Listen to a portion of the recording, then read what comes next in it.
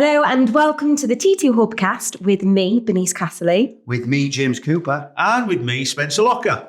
Hello. Hello. And we're tag team today, aren't we? Is it tag team 2 or 3? Oh, I don't know. Triple threat match. Triple threat. Yes. Yeah. Okay, yeah. And there's a reason for it as well, because we're doing something a little bit different today. Yeah. So our listeners will know that often with our podcasts, we like to focus on particular topics. With the work that we do at T2, being the people performance people, we often do get feedback from clients, partners, people that we do work with. Subscribers to the podcast. If you're not subscribing. My new favourite people. Yes. My new favourite people. Subscribers to the podcast. Love you. There's that hint as well to subscribe if you've not. Hey, I'm not one for selling. I'm not selling, but yeah. It sounds like you're selling stuff. And so if someone isn't yet a subscriber to the T2 Hubcast, or they've never heard of T2 before, who are we? Start off with that quick. For me? Yeah, both. For me? Who are T2? Well, I think our strapline, the people performance people, covers everything. So we talk, we work in teams, high performing teams, optimal performing teams. We work across public sector, private sector, elite sports. We work with the military. We work with everybody. If anybody wants to develop themselves as an individual or develop their team, we should be top of their speed dial list. Definitely. And I think the reason why we can work with a complete range of businesses, individuals and organizations is because fundamentally everything that we do is around human beings and understanding the psychology behind performance as well. Sure. And the thing that influences us going forward, I suppose it sort of influences every day, is because we can cross-pollinate between public sector, private sector, elite sports and military, we can drop experiences that we know into a situation like we've worked with NHS. We work with the NHS, and when we're working with the private sector company, and we'll say, well, people in the NHS have tried this, and they're like, really? Yeah. Oh, we don't know about that. And vice versa. Mm-hmm. Yeah. So, yeah, everybody benefits from this cross-pollination of sectors. Yes, definitely. So I was just saying there a moment ago, we often get feedback from people that we work with around some positive changes that they've made, developments that they've made to kind of overall performance or whatever that challenge potentially was. Really important that we are able to, I think, have an opportunity to talk about a real challenge or problem, issue, whatever you want to call it. And that's what we're going to do today for this podcast. So what I've got here is just a particular challenge. It's all anonymous as well.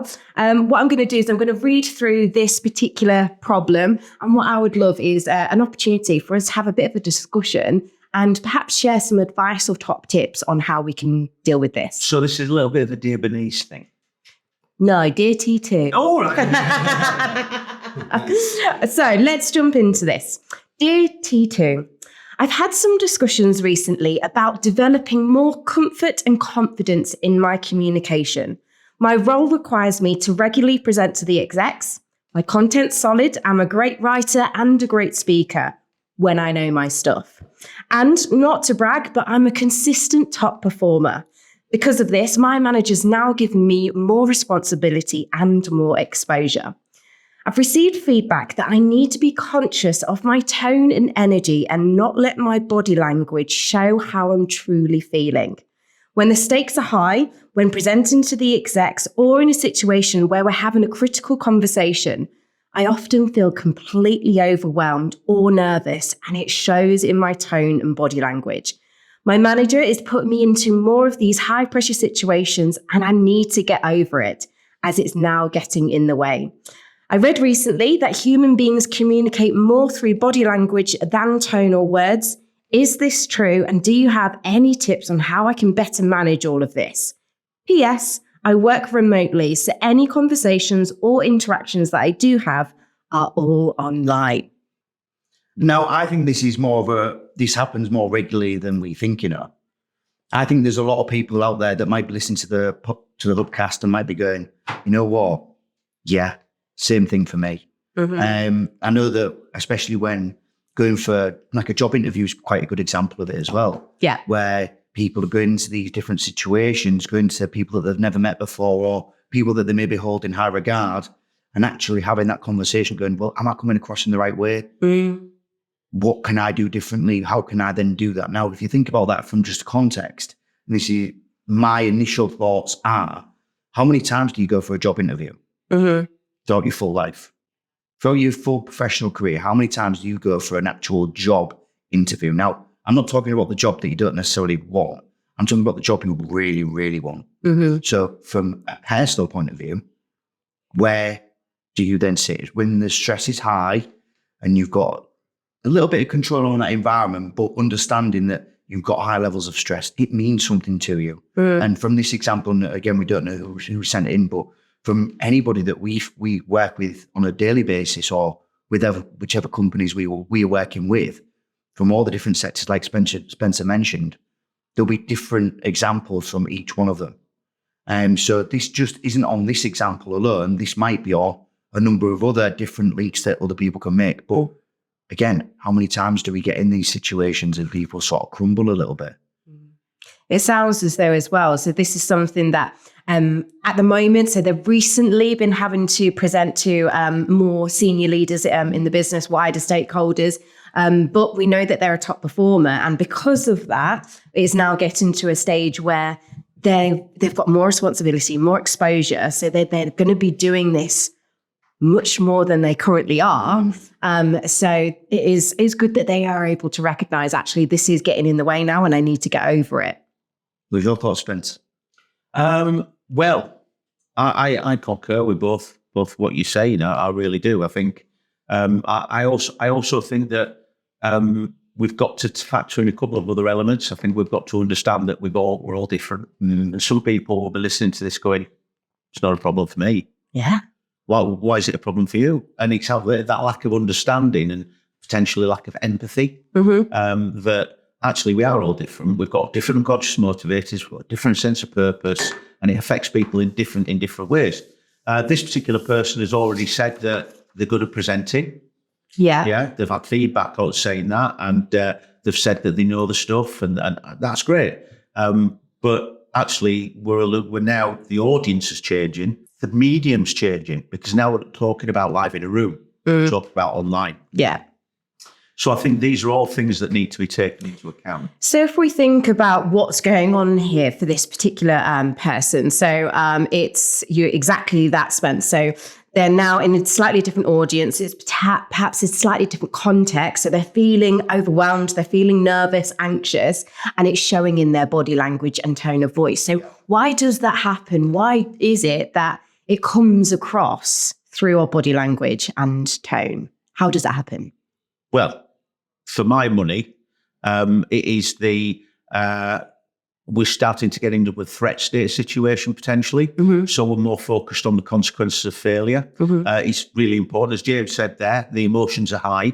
So it's really, so when we start thinking about, sometimes when we're not that bothered about the consequences, we just let it fly, don't we? We lay it all down on the page, to hell with the consequences, and just go out there and we knock it out of the park. Now, when the consequences are a little bit different, actually, there's the future to consider.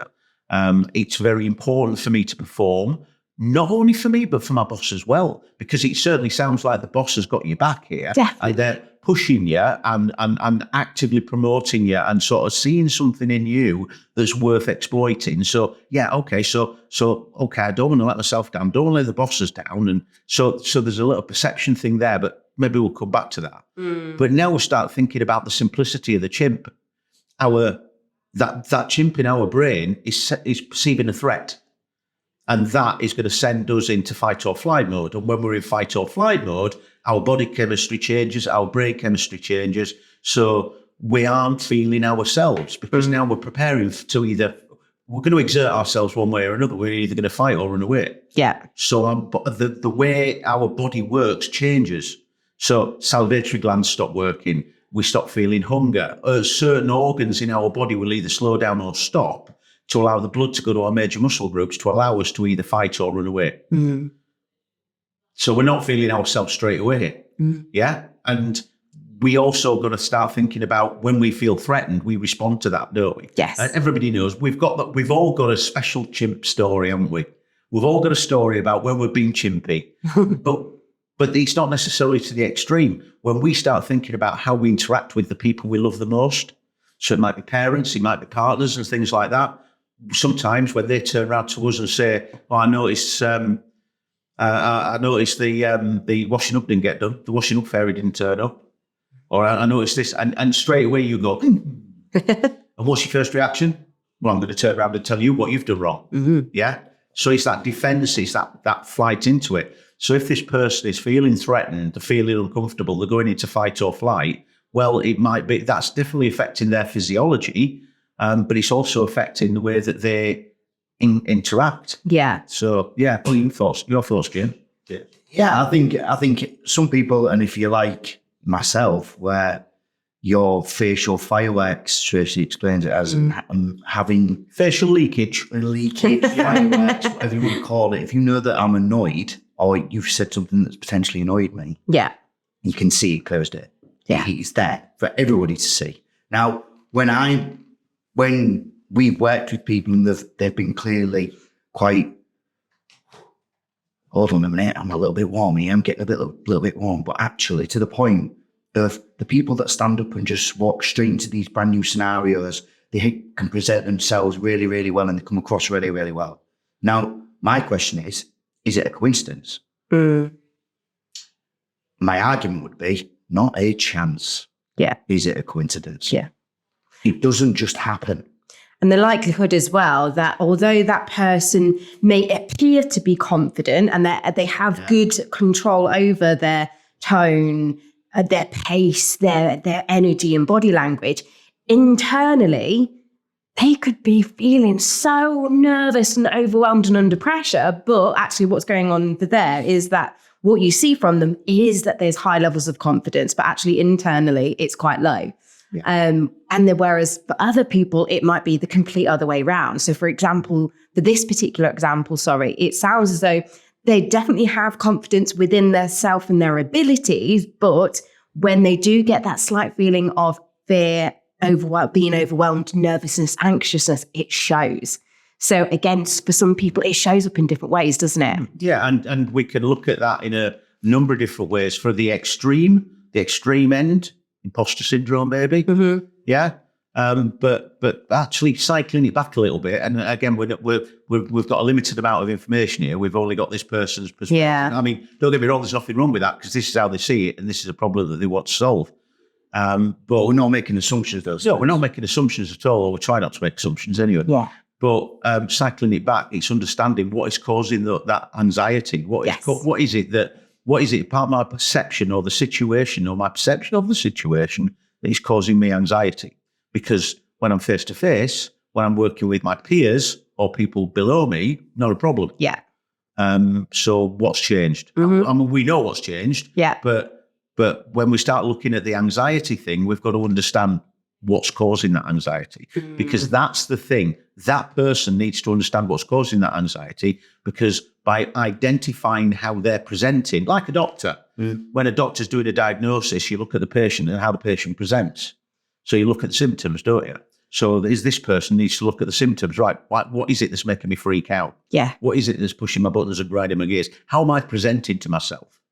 That's the sort of the starting point, right? So this is a problem, or this is something that I perceive is wrong or different or threatening or whatever. When I identify what that is, now I can treat it. Mm-hmm. So, okay. So I think that the last bit you just mentioned there about treatment, my interesting thought would be then, what tools can we provide for people, or what guidance would we be able to offer from a T2 point of view for especially this example here, but for the wider audience as well. So people that are maybe struggling with those things. So I think personally, let's get into some detail of what we can give these people, how we can help them. I think that's why we're here, mate. Perfect. Brilliant. So here we go. So I'll go first then. And obviously initially reading the story and reading the example, the first thing that came into my head, and it's a really easy one to remember, it's reps, reps, reps.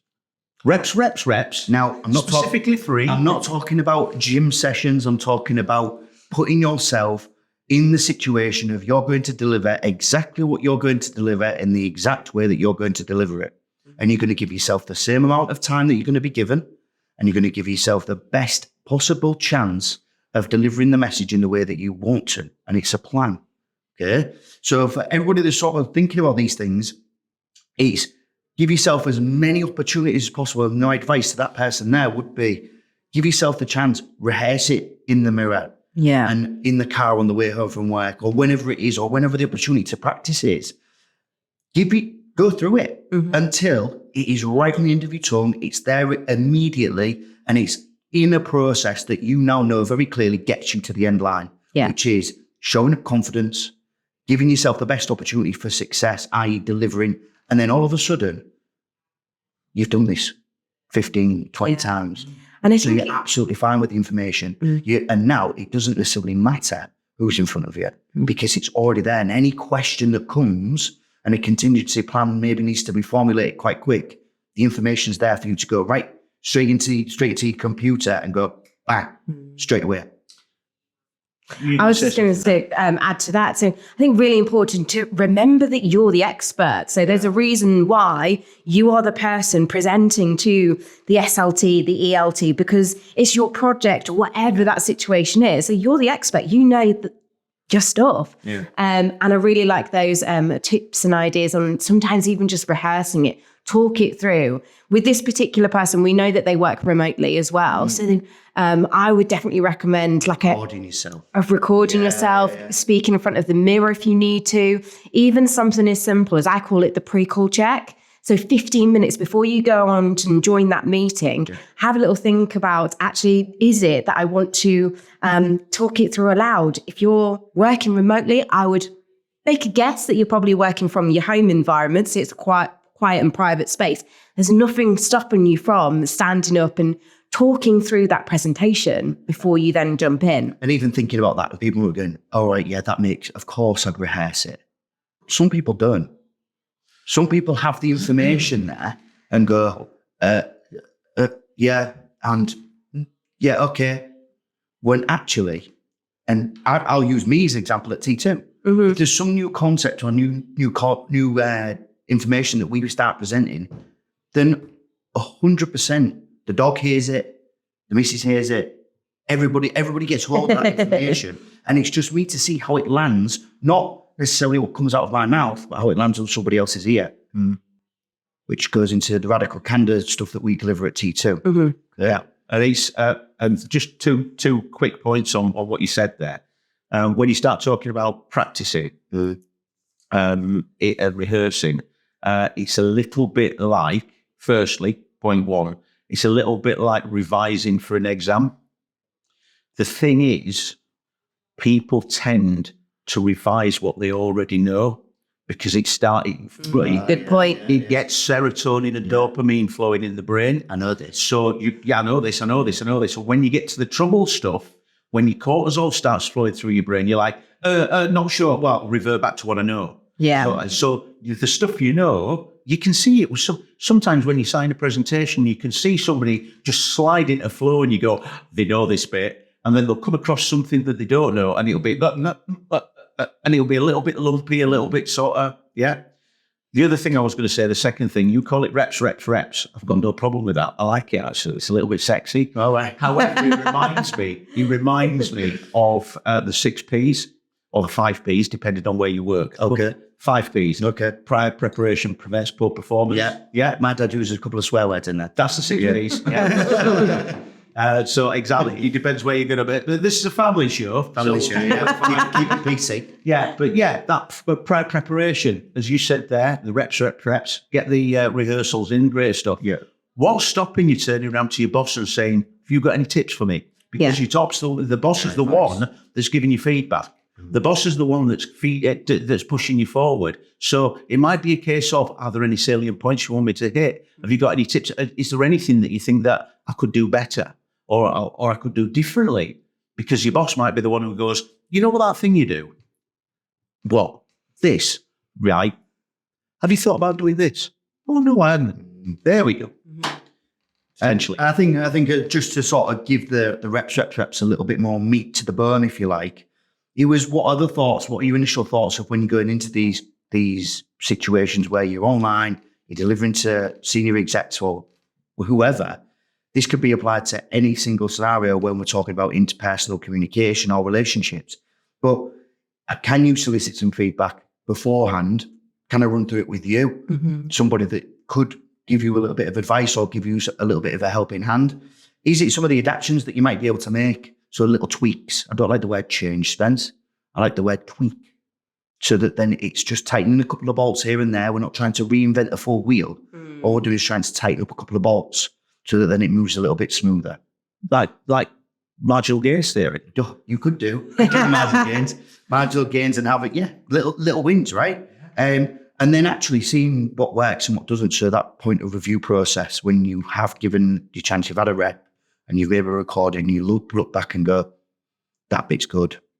That bit could do with a little bit tweaking. Like that. Okay, cool. So yeah, that's me. Reps for me. Mm-hmm. So I suppose so far then we've had a bit of a discussion around understanding what's going on in the brain. So when that's happening, because of evolution, because of our chimp, the limbic system, the part of the brain that's responsible for all of your emotions and feelings, and the chimp wants to win as well, doesn't it? So when certain things are going wrong, or if you feel as though you're lacking in a little bit of confidence, that's where that feeling of nervousness and being overwhelmed or anxiety is coming from. As human beings, because of that, we do express ourselves or we express our emotions more through body language, tone of voice, pace, and all of those things more than the words that we use.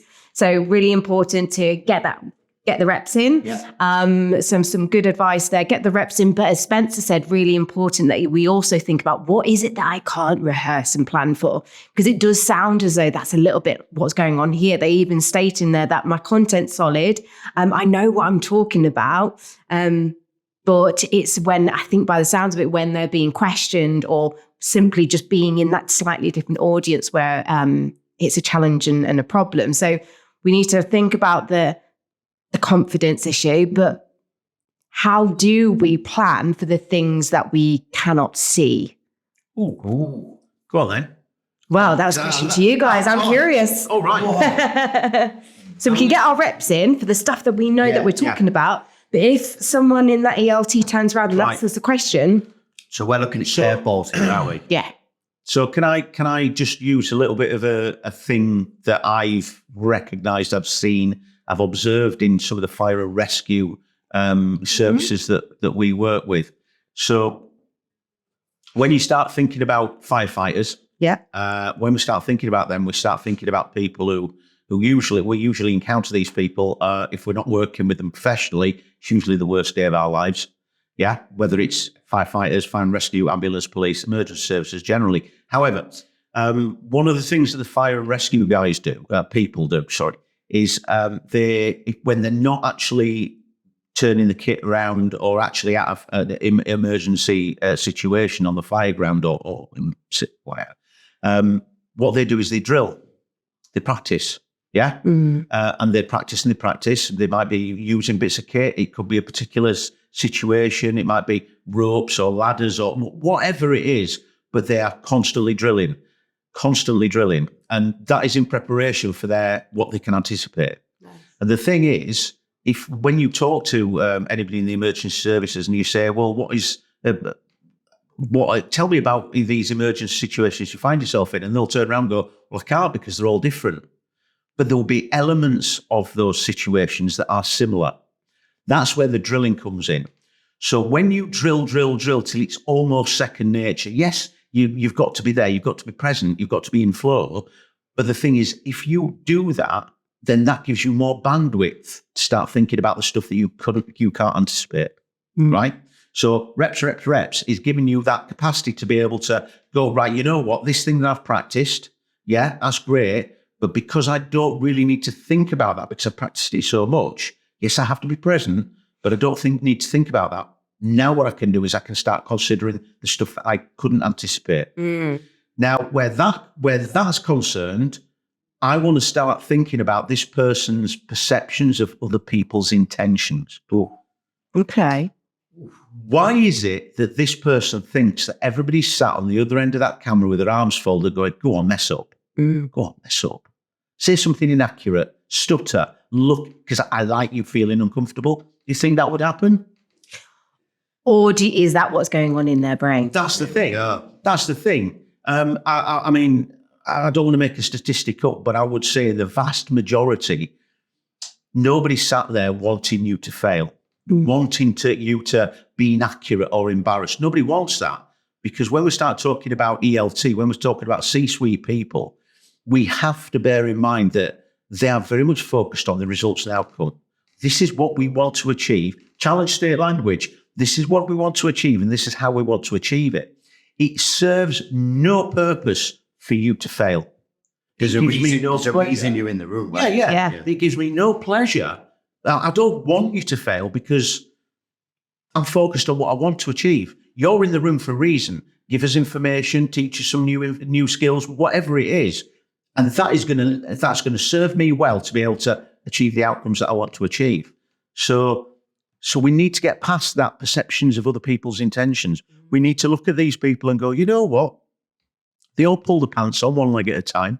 Yeah, they're all human. Exactly that. And I think that sometimes when that chimp's there, remember, the chimp is 5 times faster and 5 times stronger. So we know what the 5 times faster is. We've got to understand that 5 times stronger means that chimp will take every bit of evidence it can and it will distort it to its own agenda. Yeah. And they want you to fail. You know, they're all C-suite executives and they want you to fail because they think, yeah, better you. That's not true. No. That's the chimp talking. And once we get that and we understand that, then actually it's like, oh, you know what?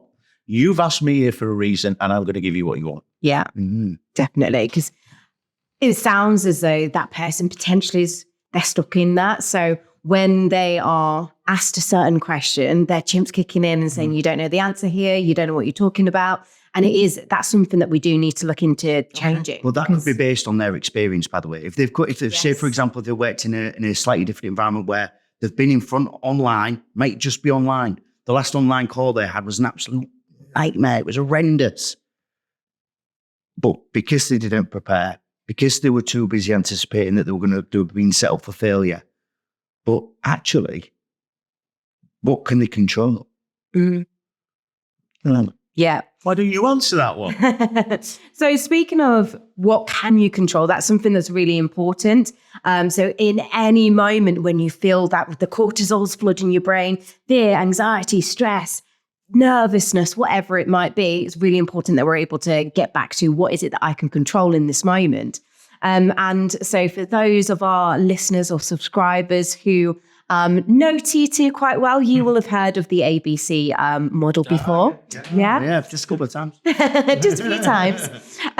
So ABC, what does it stand for? Acknowledge. Or accept. I think there's a little bit of acknowledge or accept, whichever one sits best with you. Right, okay. Because sometimes I can acknowledge something, but then I don't necessarily take it on board. I could go, yeah, that's over there. Or I can actually go, I'm in this situation, I'm accepting it, I'm right in it. Right. So that's my little turn on phrase there. Okay, and would you accept that? Yeah. But to be honest with you, I acknowledge that it's my problem. Yeah, okay. Yeah, it's my acknowledgement that, you know what, nobody's going to come and make this go away. Okay. Nobody's going to come and do it for me. Yeah. Nobody's going to come and do it. It's down to me. Okay. I have to acknowledge that. It's almost... I'm accepting it. But I fully accept that. Thank you. So it's acknowledging the situation, the reality of the situation as well. So in this example, in this context, what are we acknowledging? That you are going to be on an online call. There is going to be certain people in the room that you know are of a certain level within the hierarchy. Yeah. And you are going to need to deliver some information in the best way possible. And I have practiced that. Yeah. Yeah. Put the reps in. We've got our reps. I'm the expert. I've received feedback. Yeah. And also as well, acknowledge that they've asked this question for a reason. There's a reason why they've asked this, because they don't know and they're looking to you for answers. And again, you're the expert, you know what you're talking about. And sometimes just acknowledge that rush of feeling and emotion. So I'm sat on Zoom, Microsoft Teams. I've got all of these execs looking at me through the camera, and I'm sat there. I've been put on the spot. I've been having a critical question or whatever it might be. Spencer, Yeah, no, I've just actually. I would like to withdraw my my statement of acknowledgement. So yes, I'm doing the acknowledge. It's part of the acknowledge. Yeah. But that bit about practicing and about putting the reps in, I'm going to take that out of the A and put it in the C. Put it in the C. Okay. We'll come to that in a bit. Yeah. But yeah, the acknowledgement is recognising the situation you are in now. Yes. In the ABC technique. Yeah. So acknowledgement or acceptance. I like that. Yeah. Yeah. Okay. Cool. So we need to acknowledge what's going on there and then in the moment. I'm feeling, acknowledge how we're feeling as well. Know that's psychology, that's evolution. It's normal, completely normal for me to feel overwhelmed or feel nervous in that situation. Really important that we tackle that feeling. How do we do that? Breathing. Breathing. Did you do that for effect? I did that for effect. I saw what you did there. I saw what you did there. I like it. Breathe, increase the amount of oxygen. Yeah. Removing cortisol pretty much for as long as you can really get away with. Minimum 90 seconds. Mm-hmm. But having that situation around you where you can actually take that second or take that 1 minute 30, 90 seconds if possible to go, right, I'm in this situation now. This is what's going on. What can I now control? Yeah. So when we start thinking about this, and I must admit, I've been challenged on this in the past. Mm-hmm. Initially, when we start talking about breathing, people think they can skip past the breathing bit. I've acknowledged it and all this, that, and the other. Sounds very going, yeah. But as I try and sort of say to them, I said, look, have you ever drunk alcohol? We go, yeah, maybe once, twice. Stiffed up. Sometimes. So right, okay. So when we introduce alcohol into our bloodstream, it goes around our body, it goes through our brains, and you know what? We do daft things. Mm-hmm. We make silly choices, James. Correct. Yeah, correct. Okay, that's the alcohol going through. That's why we don't operate heavy machinery when we've had a beer. Yeah, like even though we're just itching to, aren't we? Yeah. Get me in a digger. But the thing is, when we have oxygen in our bloodstream, when we oxygenate our bloodstream, that goes around our brains as well, just like the alcohol would, and that gives us the capacity to make better decisions. Also, it allows us to do this chimp thing, because we said with the chimp coming in within 10 seconds, we want that logic and rationale to start coming in, and that's coming in a minute and a half later. Yeah. Okay. Potentially even longer than that. If that cortisol's still in the brain, and we can't shift that rush of cortisol and that feeling. But again, we need that cortisol in our brain because it makes us focus on what's important. Yes. Yeah. So it's a healthy amount of cortisol. It's a healthy amount of stress. Yeah. Because it makes us focus on exactly what we've got to do. Mm-hmm. What we want to do is not let that get out of control where we're getting paralysis, when we're sort of rabbit in headlights. And this is what that breathing helps us do. So it's like that calming situation, the refocusing. Sometimes it helps with the acceptance even. So because sometimes that acceptance might be a little bit challenging. But yeah, okay. A, B, C. Yeah. What's the C? The C is control. All right. So we've acknowledged it, taken a moment to breathe, to try and kind of, I suppose, reduce that level and rush of cortisol that's flowing in the brain at that time. See, what is it that I can control right here in the moment? Okay. Now I come back in with, I've done my reps. Yeah. Yeah. I've done my practice. Yep. I've done my 5 Ps. Yeah. So prior preparation prevents poor performance. We're all there. So what can I control? I can control me. I can control my contribution to the conversation, my contribution to the meeting. Communications beforehand. Yeah, so some of these things might draw into, well, what don't I control? Well, I don't control their reactions. Well, I don't control their tech, but I control my tech. Yeah? Yeah. What else do I do? Well, actually, I've in the preparation bit, I've listened to my boss. My boss has given me some great feedback. What I can control is how I handle that feedback. How am I going to apply that feedback? Yeah. So what about you, James? What do you think your control element is? So I feel as if it's the power of 3. And again, that's why it is 3 reps. But understanding that, what am I telling you? So what am I coming what's the main point that I'm going to get across to you in this call, this online meeting, whatever it is. But what I'm going to tell you and why is important so that people understand why you are speaking to them in this way, in this forum, and the information giving you. What is the benefit to them? Then telling them 3 points. So there's 3 principles if we start to think about it. So can I engage with some of the information? Can I inspire you to make a decision or inspire you to then get on board with my project or employ another person or whatever it is?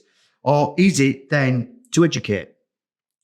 So am I educating you on something that you don't know? We already said that you'd been asked the questions, you're the subject specialist, you've got the information, you've got the content. But is there a little blend of all 3 of those that you might want to try and get to? Okay, that, I'm here to tell you what I think or give you my opinion, give my knowledge. But does that inspire me because you're talking like this and it's really boring? But then the third part, and this is that power of 3 again, is then summarize that at the end. So understanding that it's not just, here's the information, bye. It's just let me remind you again, this is what I've told you, and this is the reason why. Mm-hmm. So that then it just gives you that little bit more of a structure for you to then go in and go, right, I've got the reps in it, and you've done it a number of occasions. You've given people the information. You've gone, you know what? I actually quite like what I'm saying to you. And I think when you're exploring and building out that structure and you focus on kind of what are the specific key points that I need to cover off when in this presentation, think about your audience as well. So do you know their unconscious motivators? Do you know even their social style as well? If this particular director, they are very analytical, am I making sure that I'm giving them enough information? Is that the reason why they're asking me a question? Is it that this particular exec, they are very much a driver, really goal, task focused. They don't care too much around what the problem was and how you dealt with that problem. They want to know, this is the problem and this is what we did. Sometimes he can even flip that as well. So we've recently made this change. The reason for that is because we were dealing with this. The benefit was X, Y, and Z. Yeah. Start with the problem first. Start with the end mob first. Yeah. Thanks. So yeah, definitely know your audience. I think is that. Yeah, I did an online session a couple of days ago, and one of the guys in the room had the same print profile as I did. Yeah. Yeah. And I know I'm not necessarily a jazz hands bouncy person with a big reactive face, if you know what I mean. I'm not. I am. He says, looking at James. I'm a bit dry. I'm a bit sort of, and that's it. And this guy was exactly the same. And I just found him a little bit hard work. Mm-hmm. I just thought, welcome to my world, Spencer Locker. Am I like that? We love you as you are. Well, yeah. But I'm just thinking to myself, when we start talking about low reactors, when we start talking about some people who don't necessarily have a poker face, but they've got that facial leakage in the sense that you're not getting any reactions. Yeah. You're not getting any, you're thinking, right, here's it's salient point number 2, bang. And they're like, you know, it's awkward, especially over video as well. Yeah. When you've got that joke that never fails to entertain, that one that you've got in your back pocket that's going to break the ice, you pull it out there, bang, tumbleweed. What do I do now? So we've got to understand that that's something we can't control. If these people are dry, if they're low reactors, if there's things like that, it's not necessarily a reflection on you. It's just because at the end, wow, that's incredible. Well, you could have told me that halfway through because that made me a lot more relaxed. Yeah. And there was quite a lot of comment in this particular scenario around energy and tone. So I think is really important to think about what is the energy that you're seeing from them. Is it, as Spencer describes, that actually they're quite more reserved? Is it that they're a bit like Tigger, like James over here? 9 o'clock. And actually, so therefore, is it that I need to dial up my energy a little bit? Maybe I need to just bring it down. Yeah. I just want to mention about getting onto somebody's island.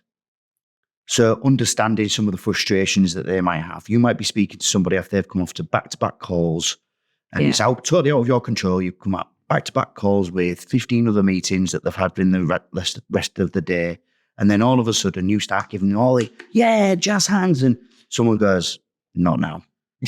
Yeah. Not now, because you haven't understood that that's what's happening. But if you'd have communicated with the person beforehand and gone, right, how's your day going? Right, what have we got booked in? How much time do I have?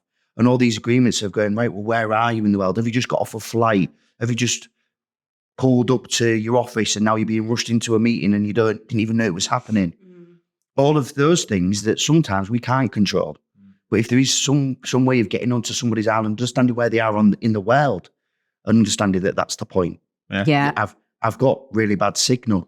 Right, okay, well, let me try and do we need to reorganize, or can we go ahead and I can catch you up, we can record the session and I can send it to you, no problem, don't worry about it. And then all of a sudden you're going, starting to control it. But rather than trying to keep connecting with somebody, they're getting annoyed, you're getting annoyed, and then all of a sudden and now the message isn't the message. No. It's just a mess. So again, if you're thinking about getting onto somebody's island beforehand, understand their frustrations, understand where they are, and understand what they want, the intent. Yeah. What do they want from you? Yeah. If you can agree that beforehand, that's what you can control. Yeah. Okay. So yeah, get on somebody's island and reps for me, Bernice. Spencer? Yeah, understanding the sort of the challenge state, the chimp, what's going on in our brains, the brain chemicals. Am I feeling happy because I already know this and I'm practicing it, or am I going to challenge myself to do things that I'm not 100% happy about? But also the perceptions of other people. Do they really want me to fail, or do they want me to succeed, or is my success or failure neither here nor there? We just want a bit of information. You give us what we want, we'll be happy with that. Yeah. Yeah. And as we said, ABC, really good technique that you can do beforehand. So pre-call check 15 minutes before. I've got my reps in. I've really focused on my structure. Bit of ABC, focus on acknowledging the situation.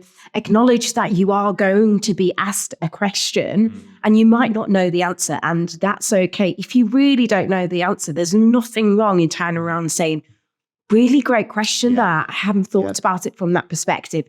Let me take that away from, and I'll drop you an email tomorrow, whenever it might be, because otherwise it might be that we turn around and go, I'm not too sure. And that's then when the body language changes and the energy changes and the tone of voice. I'm just thinking about, when you said about you acknowledge you're going to be asked questions and all that. I just remember that episode of Father Ted when they were talking about that. And he said, if you get asked a question, take a drink of water and then turn around and say, that would be an ecumenical matter. To whatever question it is. And I think when you are asked a question, when you are on the spot and you get that rush of cortisol flooding the brain, I'm feeling overwhelmed, I'm feeling nervous, as it states in that particular scenario, take a moment if you need to. That's nothing wrong in taking a moment to just pause for a really short second. You don't have 90 seconds to focus on your breathing. You sat there on Teams, on Zoom. The execs are all staring at you. You can't take 90 seconds in the moment, but take a moment to pause. Yeah. And even if it's just that, giving yourself the chance to focus on how am I going to show myself right now? I'm feeling overwhelmed. I'm feeling nervous. Actually, what can I do with my tone of voice to show that I am confident? Body language as well. If I'm sat down and I'm feeling really overwhelmed, what's going on with my posture in that moment in time?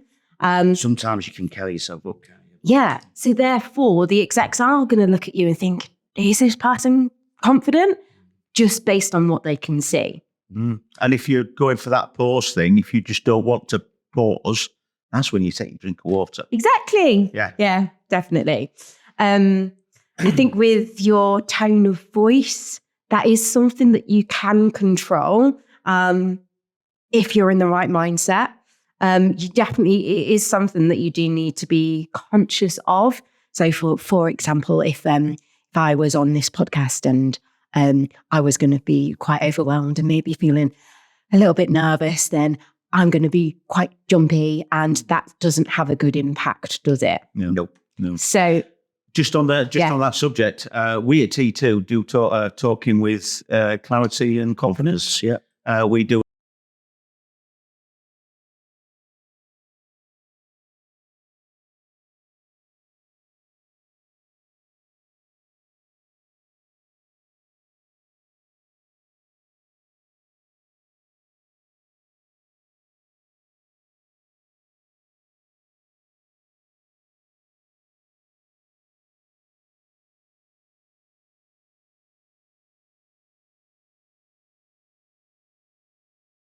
actually there's a bit of imposter syndrome going on here? Or is it that I just need to have better chib management and change some of those limiting beliefs that I've got embedded there?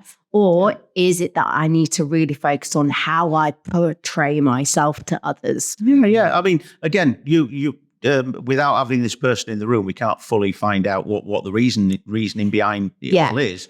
But again, with everything else, what we do is we supply tools to put in your toolbox. Yes. You select what tools are, and that will be based on what your perception of your situation is. So we can chuck all these ideas out like reps, and ABC and chimp and stuff like that. But you can look at that array of tools and go, actually, that's spot on, James. It's reps. I need to do that. That's the one that's going to work for me in this particular case. Yeah. So it's probably not going to be all of that, but all of this, what we've talked about, is useful. Yes. Yeah. Depending on your situation. There you go. Yeah. And coming back to the reps as well. So we know from that statement that this person, they're getting more responsibility, more exposure, and they're going to be doing more of this. So therefore, they are going to get their reps. So although you're feeling a bit overwhelmed and nervous right now, as James says, reps. Wow, was that so hard for me to say? More experience that you get in doing all of this, you are going to feel more confident. But also as well, when that lack of confidence comes into your brain, that is just a thought. That is not the truth of the matter. Yeah. Okay. Yeah. Cool. So any final thoughts? Be your authentic self, prepare well, and you know what? At the end of the day, nobody died, right? It's just work. You know, he's all Mr. Chow now. Mr. Chow and Yoda. Yeah. So be your authentic self. Yeah. Yep.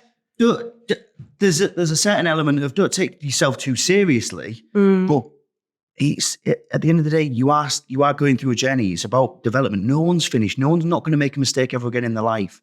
Everyone feels nervous. Everybody feels nervous. There might even be people on the other side of that call going, I know nothing about this, and I'm going to be totally blind. But so I'm going to ask a question because I feel as though I should. And don't assume anything. Yes. There's no point to assume anything. So do your due diligence, get your practice in, good, and do your best. What else can you ask from yourself? And if you can sleep well at night and go, you know what, I did my best there. There's not a stone I couldn't overturn, or there wasn't something that I have not prepared for. If you can do that and you can sit there and go, you know what, pretty happy with that. Or you've got the self-awareness to be able to turn around and say, you know what, I did well here, but I could have done that better. Yeah, 100%. Without beating yourself up about it. Yeah. Right, this is a learning opportunity. Yes. I could have done that differently. How differently? Well, if I know what the answer is, I need to apply it. If I don't know what the answer is, go and ask somebody. Yep. Yeah. How do you think that went? Get a little bit of feedback. Yeah. But along with what James was saying there, nobody is the finished portrait. Nobody is the finished portrait. The portrait is finished on the day you pass.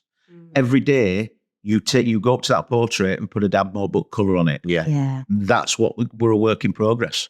Yeah. Nice. Yourself? I think final thoughts from me would be ABC. So beforehand, but also in the moment. We can't take the full 90 seconds to breathe, but acknowledge the situation, acknowledge that they've asked that question, acknowledge how you're feeling.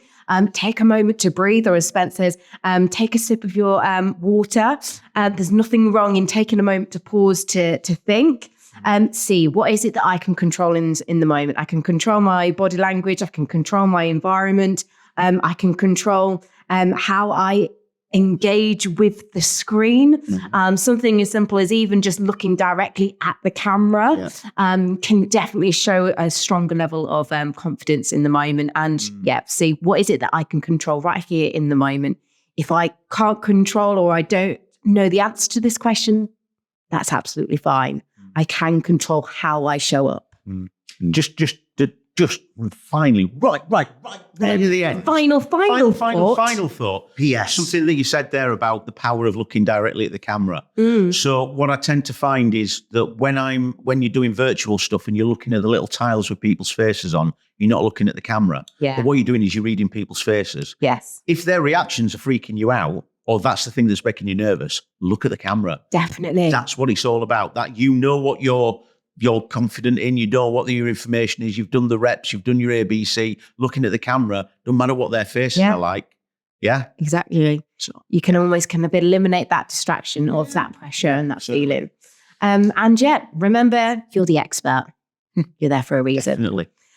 So I've really enjoyed this podcast. Good. So hopefully our listeners, watchers, subscribers have enjoyed it as well. And I think one thing to just cover off before we finish is to everyone watching or listening out there, if you yourself have any questions, challenges, issues that you're experiencing right now, whether it be within the organization, the team, or for yourself as an individual, please feel free to reach out. And we would love to be able to take the opportunity to have a bit of discussion and to share some top tips and advice. So, guys, how can people contact us?